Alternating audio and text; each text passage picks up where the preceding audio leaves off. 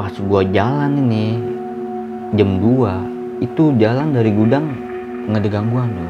Jam 2 pagi Jam 2 posisinya. pagi. Iya. Setelah gua masuk tol, itu gua denger lagi suara orang nangis yang itu. Yang sama seperti ada di gudang. Tapi dia itu sempat gedor-gedor, Bang. Pertama sih cuma nangis. Gua ngomong dong ke Pak Bambang supir gua. Pak, denger nggak Pak? Enggak. Serius? Enggak. Udah lu gedein aja radio. Biar nggak kedengeran.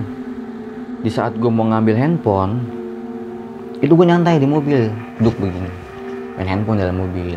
Set, scroll nih. Di saat gue lagi scroll, itu ada yang gedor-gedor lagi Bang dari belakang. Duk. Sama suara rintihan lagi. Gue kaget dong. Gue berusaha untuk tenang. Gue tenang. Gue astagfirullahaladzim. Tiba-tiba gedor-gedor lagi dari kaca mobil Pak Bambang. Duk. Gue kira mah Bang orang malak. Pas gue buka kacanya, itu pocong Bang. Mukanya ini Bang hancur, gede.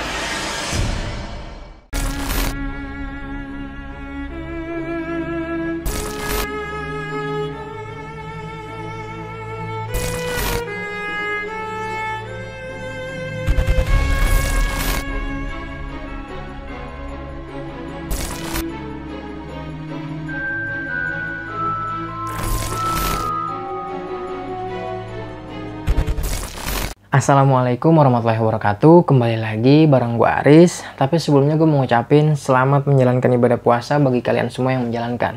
Semoga ibadah puasa kita di hari ini dan ibadah-ibadah yang lainnya seluruhnya diterima oleh Allah Subhanahu wa Ta'ala. Amin. Di video kali ini gue juga mau ngucapin terima kasih buat kalian semua yang udah mampir di video ini, dan pastinya buat kalian semua yang udah support Dimensi Mistik sampai saat ini, yang udah subscribe, like, komen, dan share setiap video-video terbaru dari Dimensi Mistik. Semoga kebaikan kalian semua pastinya dibalas berlipat ganda oleh Allah Subhanahu wa Ta'ala. Di video kali ini seperti biasa di samping gue udah ada seorang narasumber, yaitu seorang kenek dari jasa pengiriman barang atau paket nih ke luar kota. Di sini narasumber gue banyak banget ngalamin kejadian demi kejadian mistis nih, baik itu di perjalanan maupun di gudangnya nih. Nanti biar narasumber gue aja menceritakan sedetail mungkin apa aja yang dialaminya nih. Jadi langsung aja kita sapa atau kenalan sama narasumbernya. Halo, assalamualaikum. Waalaikumsalam. Bang Abu, kabar sehat Bang Abu ya? Alhamdulillah Bang. Sekali lagi terima kasih banyak Bang Abu udah meluangkan waktunya buat berbagi pengalaman mistis lu nih di Dimensi Mistik. Jadi kali ini lu mau berbagi pengalaman mistis lu pada saat lu ngirim barang nih atau paket nih ya, keluar kota bahkan sampai keluar pulau nih Bang. Iya Bang. Iya. Di saat gua ngirim barang ke kota Lampung, tepatnya daerah Wekambas. Di situ gua ngeliat sosok pocong berdiri di samping bangku supir gua Bang. Gila. Bahkan sampai di gudang pun gua digangguinnya. Lu ngalamin juga nggak cuma di perjalanan ya? Perjalanan di gudang pun gua dapat gangguan tersebut. Wah gila Bang, tapi kita tahan nih Bang biar teman-teman pada penasaran. Nah tapi sebelum gue lanjut ke ceritanya Bang Abu ini nih, salah seorang kenek jasa pengiriman barang. Lagi-lagi di sini gue mau ngingetin buat kalian, kalau kalian punya pengalaman horor kisah nyata yang epic-epic seperti yang dialami sama Bang Abu ini nih, kalian mau jadi narasumber langsung di Dimensi Mistik, kalian bisa langsung aja mampir ke Instagram Dimensi Mistik, atau kalian langsung aja mampir ke Instagram gue. Kalian langsung aja DM di situ, nanti biar mempermudah semua linknya bakal gue cantumin di kolom deskripsi. Terus dukung channel Dimensi Mistik dengan cara subscribe, like, komen, dan share, biar gue makin semangat menghadirkan narasumber-narasumber yang punya pengalaman horor kisah nyata yang epic-epic seperti yang dialami sama Bang Abu ini, narasumber gue kali ini. Nah gue rasa cukup, opening gue udah kelamaan, gue juga udah penasaran. Langsung aja kita simak kisahnya. Halo Bang Abu, terusan lagi nih kita, biar lebih akrab Bang. Jadi, lu pernah ngantar paket nih ya ke daerah luar pulau nih? Iya Bang. Itu gua nganter barang ke kota Lampung, tepatnya di daerah Wekambas. Iya. Di situ gua ngelihat sosok pocong berdiri di samping kursi supir gua. Iya. Bahkan nggak sampai di situ, di gudang pun gua sering digangguin sosok itu. Iya, iya. Tapi gua mulai dari awal nih bang ceritanya. Awalnya ini tahun 2016 ya bang. Gua mulai kerja nih. Di situ gua lulus tahun 2014, gua nganggur setahun. Nah ini tiba-tiba teman gua ngajakin kerja, si Rido. Ya. Di salah satu jasa pengiriman barang. Iya. Di situ ada job desk buat connect. Gua ngelamar nih ke Rido. Seling seminggu itu gue udah terima kerja di situ.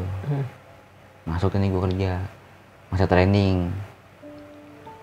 Awal gue kerja di situ sih gue nggak ada kepikiran yang aneh-aneh bang. Gue kerja aja gitu, normal.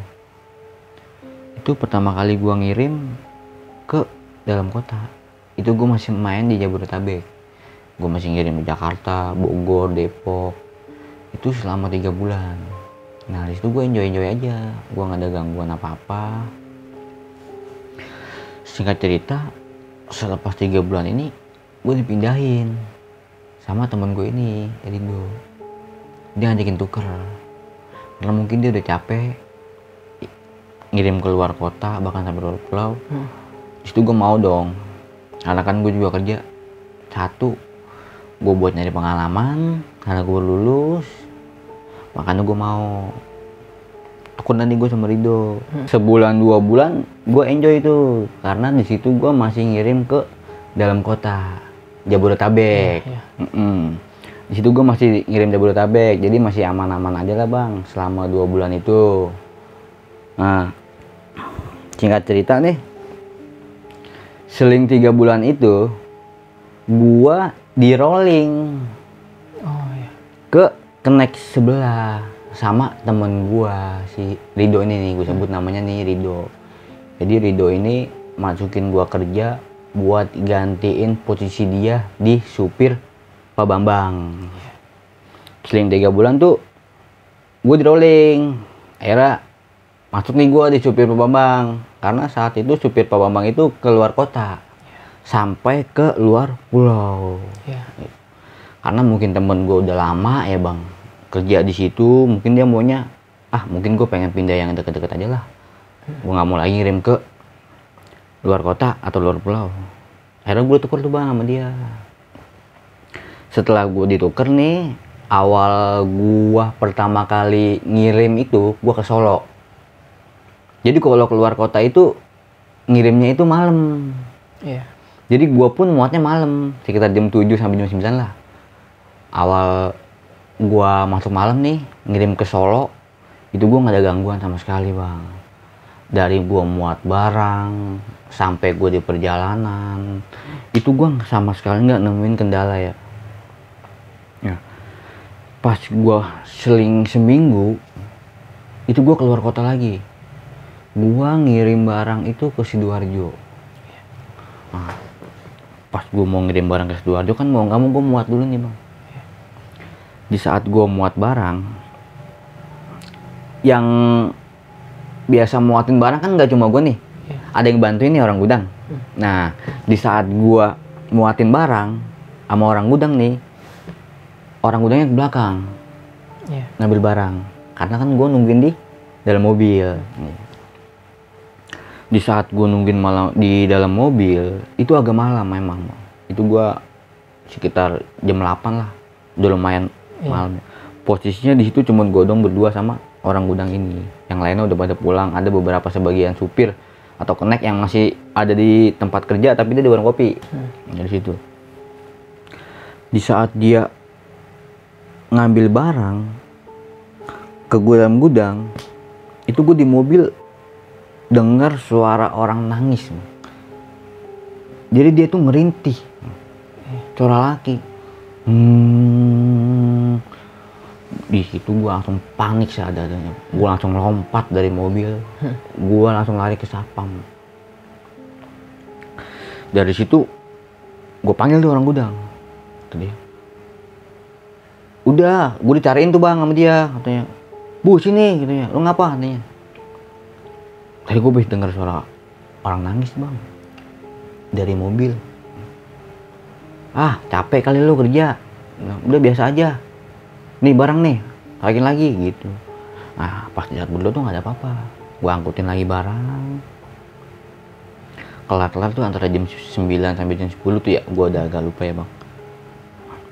Itu gue balik dulu bang ke rumah istirahat, karena gue jalan itu sekitar jam 2 sampai jam 3. Jadi gue balik lagi nih ke gudang itu. Saat itu gue balik dulu ke rumah. Pas gue jalan ini jam 2 itu jalan dari gudang nggak ada gangguan tuh. Jam 2 pagi Jam posisinya. 2 pagi, iya. Setelah gue masuk tol, itu gue denger lagi suara orang nangis yang itu. Yang sama seperti ada di gudang. Tapi dia itu sempat gedor-gedor bang. Pertama sih cuma nangis. Gue ngomong dong ke Pak Bambang supir gue. Pak, denger nggak pak? Enggak. Serius? Enggak. Udah lu gedein aja radio. Biar nggak kedengeran. Gue alihin deh, gue dengerin. Seling beberapa menit, gedor-gedor bang. Duk. Gue langsung begini dong. Astagfirullahaladzim. Ya. Pak ini pak. Ah barang kali, kata dia gitu. Nggak mungkin loh bang kalau barang. Udah lu tidur aja, kayak gitu. Tidur aja dah. Nggak apa-apa, gue sendirian supir. Lo gue tidur lu bang.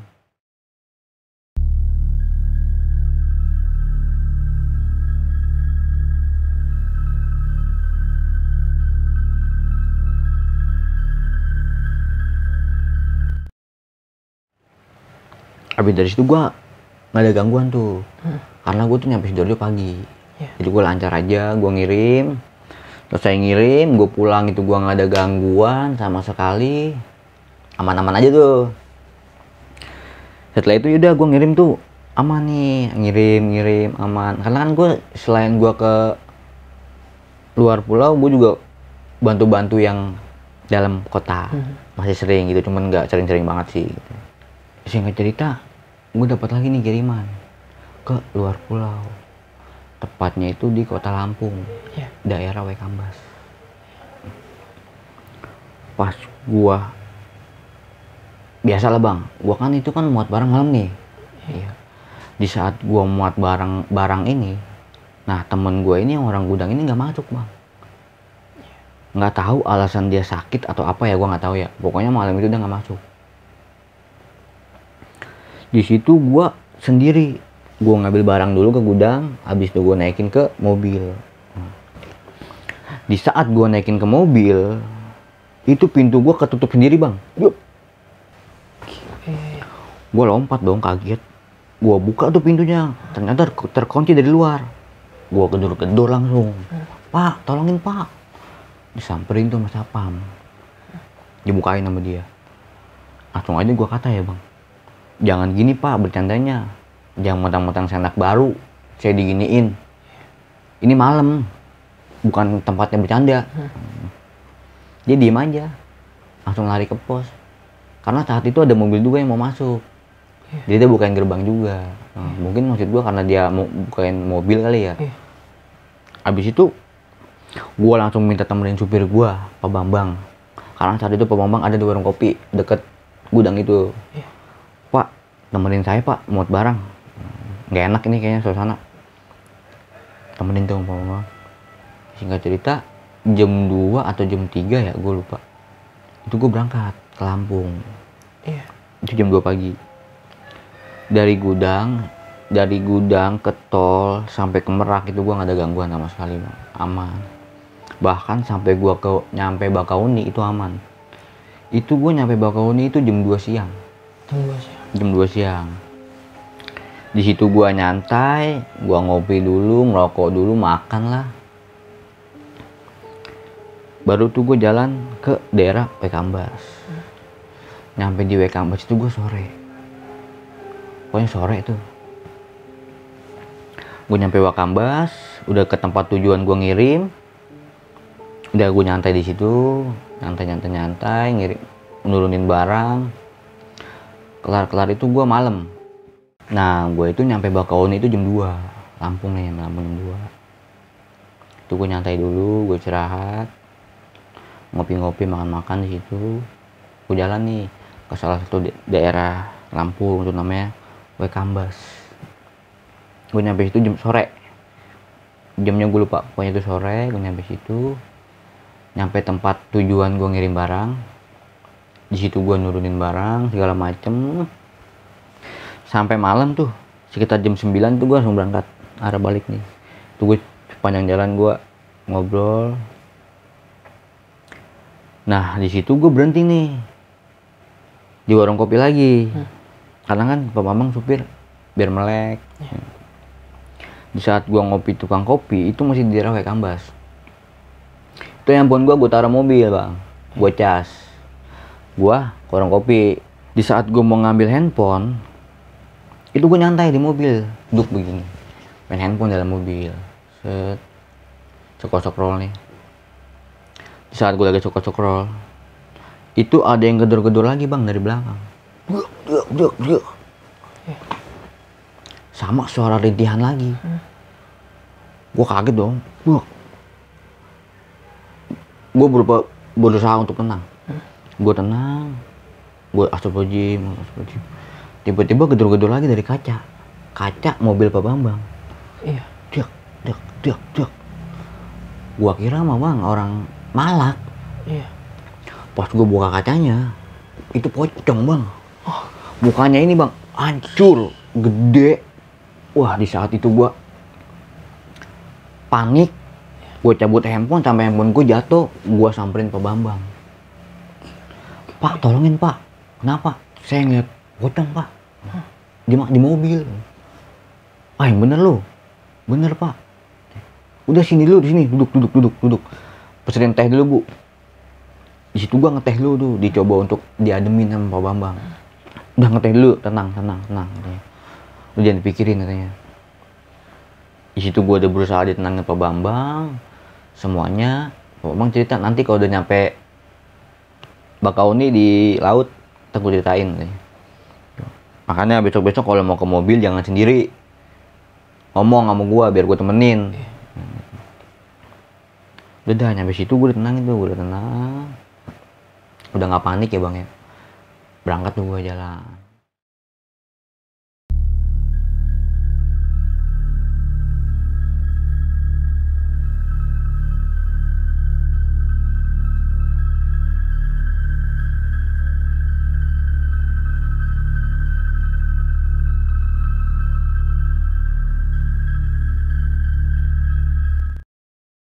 Pas di jalan nyampe Bakauni lagi nih, mau ke Merak balik.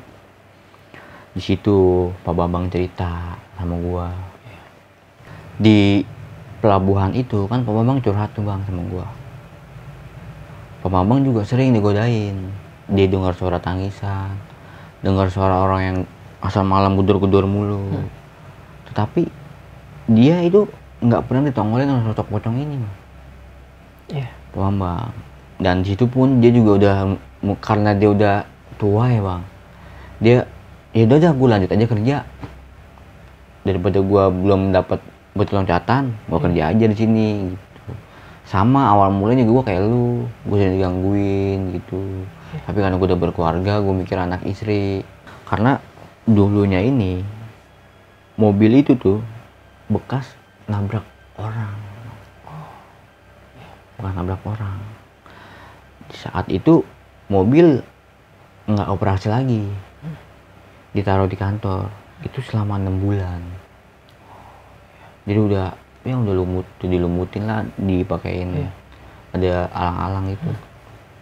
Baru operasi lagi belum lama ya. Makanya mobil serem tuh. Iya. Nah sampai situ gue udah tahu kisahnya.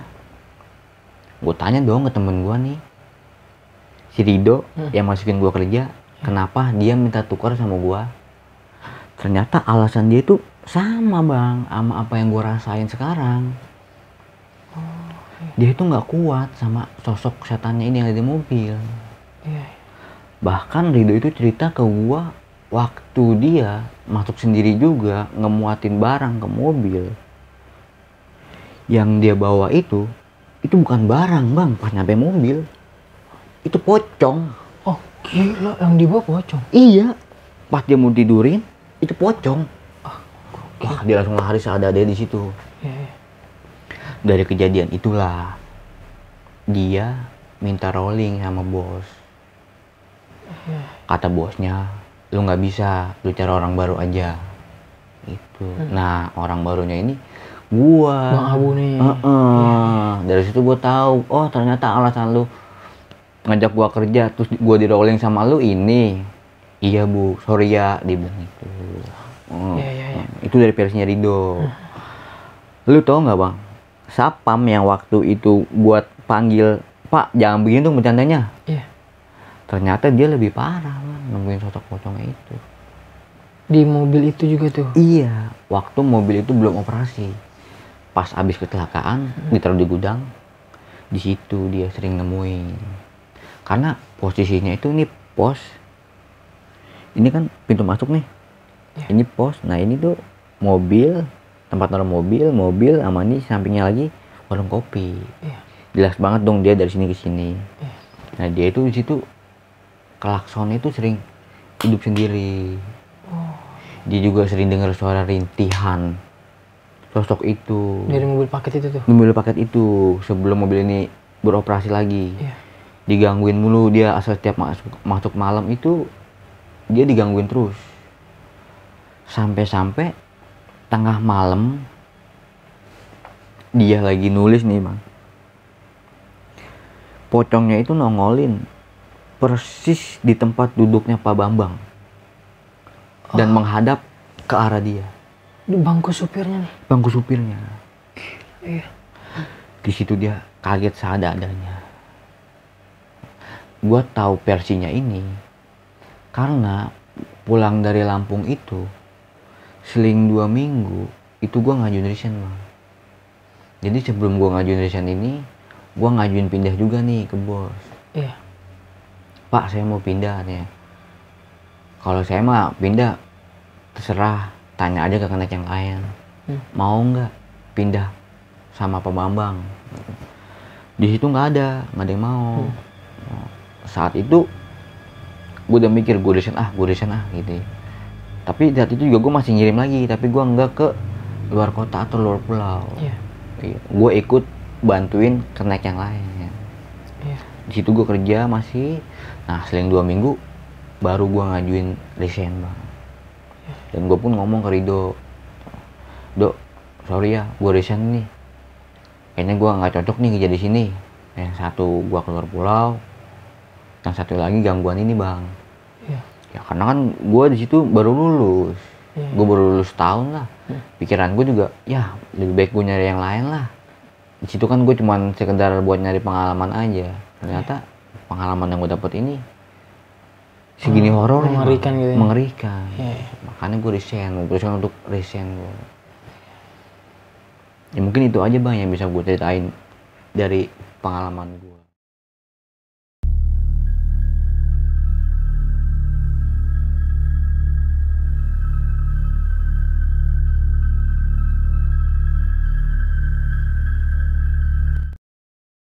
Berarti udah selesai nih bang ya, cerita demi cerita dan atau kejadian yang lo alami nih. Iya bang. Gila sih, gokil banget pengalaman Bang Abu ini nih, sampai ketemu sosok pocong di daerah Wayakambas. Betul bang. Dan lu juga tadi sempat cerita kan lu pernah kekunci nih di dalam mobil paket ini ya. Iya. Dan bagusnya Bang Abu bisa keluar nih dari situ. Itu kalau gue boleh sedikitnya tahu nih bang, kenapa sih bisa mobil ini tuh meninggalkan kisah serem nih bagi yang pernah pegang atau beroperasi di mobil itu nih? Iya. Yang gue denger sih dari Sapam, dari Pak Bambang, sama dari temen gue, katanya itu mobilnya itu dulu pernah nabrak orang, bahkan sampai meninggal bang. Iya. Mungkin kalau dari versi gue ya, itu yang gentayangan di situ sosok orang tersebut. Oh si korban ini? Iya, karena kan saat itu juga yang nabrak bukan Pak Bambang. Iya. Orang lain itu dari pecat. Iya. Tapi karena bukan salah dia juga sih bang. Iya. Salah pengendara motor juga sebenarnya. Kata Iya. si Pak Bambang maupun Satpam di situ. Iya. Akhirnya mobil itu nggak beroperasi nih bang selama 6 bulan tuh. Betul bang. Jadi nangkrak aja tuh di gudang ya? Iya, nangkrak. Karena kan ngurusnya itu kan nggak secepat itu bang. Iya. Karena di situ kita kan katanya nih ya sudah ditabur bunga di tempat kecelakaan. Iya. Dan mobilnya pun sudah diurus asuransi, bahkan sampai saat ini diperbarui. Mobilnya diperbarui lah, di tempat gua kerja itu mobilnya udah kayak mobil baru. Iya. Berarti selama 6 bulan itu nggak ada yang mengoperasikan lah ya, jadinya emang nggak dikasih buat beroperasi lah ya. Iya, terbengkalai gitu aja selama 6 bulan. Iya. Nah, Bang, ini sosok-sosok hantu yang lo temuin nih Bang. Ketika lu lagi di daerah Wayakambas ya, lu ngelihat sosok pocong. Wah, gokil sih.